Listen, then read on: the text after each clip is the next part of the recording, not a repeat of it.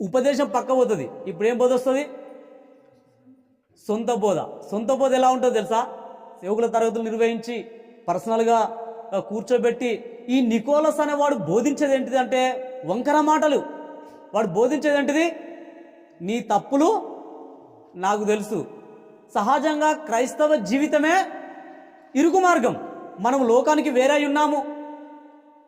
మనకు లోకము శత్రువుగా మారిపోయింది. మన శత్రువు ఏం చేస్తుంది?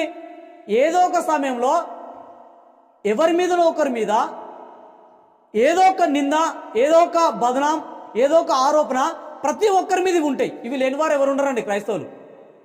నన్ను నువ్వంటే నిన్ను ఇంకోరు అంటారు, వాళ్ళని ఇంకోరు అంటారు, వారిని ఇంకోరు అంటారు. అంటే అందరి మీద ఏదో ఒక దోషారోపణ ఉంటుంది. సంఘంలో ఉంటుందా ఉండదా? నిన్ను ఒక్కరన్నా వీడు చెడ్డవాడు, ఈమె చెడ్డది అనేవారు ఖచ్చితంగా లోకంలో ఉన్నారు, లేరా? ఈ నికోలస్ ఏం చేస్తారంటే ఈ ఆరోపణలను, దోషారోపణలను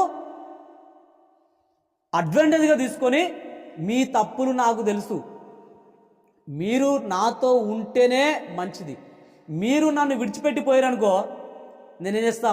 పులిపీఠం మీద నుంచే మీ దోషంలు ఏం చేస్తా? బహిర్గతం చేస్తా. ఇది వాడి బోధ. ఇదే ఈడ్చుకొని పోవడం అంటే. ఇప్పుడు ఉన్నవారు ఎలా ఉంటారు? ఉపదేశంలో స్వతహాగా నడవట్లేదు. ఈ అయ్యగారిని విడిచిపెట్టినామంటే ఇక మన పని అయిపోయినట్టే. ఎందుకు? ఇప్పటికీ ఎంతమంది చరిత్రలు విన్నాం ఈ అయ్యగారితోటి. దేవుడు ఆఫ్టర్ ఆల్ గడ్డి పోచతో సమానమైన ఒక మనుషుణ్ణి ఎన్నుకొని ఉపదేశము నేర్పించి తన నోట వాక్కు నుంచి ప్రజల కొరకు పులిపీఠం మీద నిలబెట్టి వాక్యాన్ని బోధించడానికి ప్రభు నిలబెట్టి వాడుకుంటే ఈ నికోలస్ ఏం చేస్తాడు? ఈ ప్రశస్తమైన సమయాన్ని, పులిపీఠాన్ని వాడు ఎలా వాడుకుంటాడు? ప్రజల యొక్క గుట్టుని విప్పడానికి వాడు వాడుకుంటున్నాడు. ఇప్పుడు ప్రజలు ఏం చేస్తారు?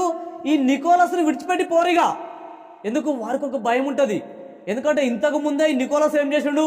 ఇదే పులిపీఠం మీద నిలబడి అనేకుల గురించి మాకు బోధించాడు. వాక్యాన్ని బోధించకుండా అనేకుల యొక్క జీవితాలను మాకు విప్పి చూపించాడు. ఇప్పుడు నేను ఈ అయ్యగారిని వదిలిపెట్టి పోతే ఏమైతే నా పరిస్థితి? నాది కూడా ఏమవుతుంది? ఈ పులిపీఠాన్ని నా కొరకు వాడుకున్నాడు కాబట్టి ఏం చేయాలి? అయ్యగారు చెప్పినట్టు వినాలి. ఇది నికోలైతుల బోధ.